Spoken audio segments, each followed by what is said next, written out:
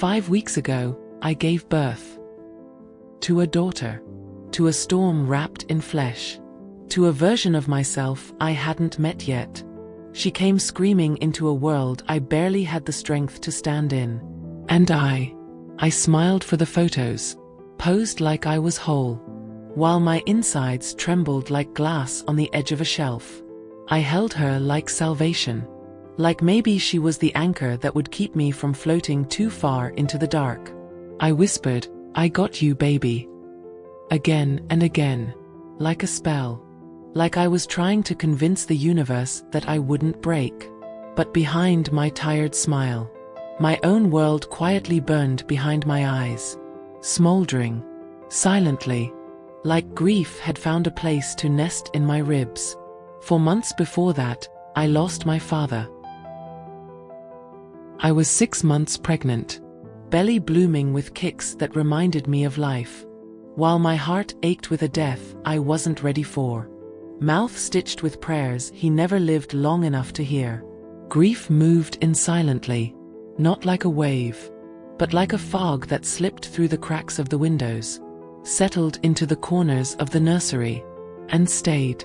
Because the world doesn't know what to do with a mother mourning and creating life at the same time. They only celebrate the birth, not the death that came before it, not the way joy and pain can hold hands in the same heartbeat. And then, a month after I became a mother, my grandmother died. I was still bleeding, still limping through the fog of sleep-deprived shock, still stitching myself together with band-aids and baby wipes. They placed her in a home so my mother could come help me push. Said she started having strokes almost immediately. Said she looked around like she'd been left behind. And now the whispers crawl beneath my skin like centipedes in the dark. She went downhill the second she got there. She probably felt abandoned. If she hadn't gone. I've whispered those things to myself, only crueler, only louder, only with my name in the blame. Maybe I killed her. Maybe joy always demands blood. Maybe I was the price. Maybe love and loss are never too far apart. Now I sit in my own house and feel homesick. Not for a place, but for a girl I used to be.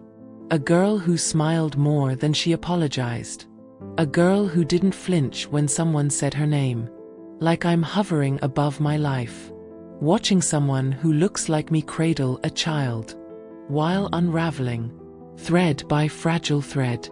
I hold my daughter and feel love like a lightning strike. Brilliant, wild, loud, dangerous. It jolts me awake. It scorches everything it touches.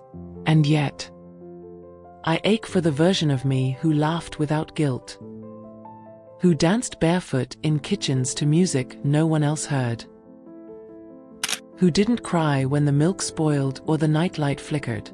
And then came the funeral, and the bottle, and the joint, and the lie I told myself, just one night.